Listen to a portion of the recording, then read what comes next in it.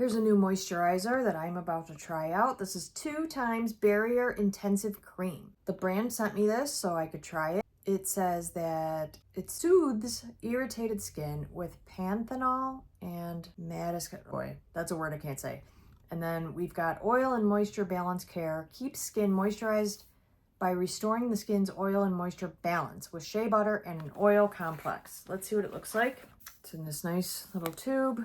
What's happening? Oh, okay, so there's no fragrance, so I like that. And I'm gonna go wash my face and then give it a try. Just washed my face for the night, and now I'm going to put this on. So I didn't realize how this worked at first, so I kind of made a mess of it. You have to just twist it, and then it comes out. I already squeezed a bunch out there. Okay, so no scent. I like that. Feels really nice and soothing going on. I think I used too much. You don't need a lot at all. A little bit goes a long way. Yeah, so that feels really nice. Like I said, a little goes a long way. I definitely put on too much, but that's okay because I do feel like it's already absorbing in.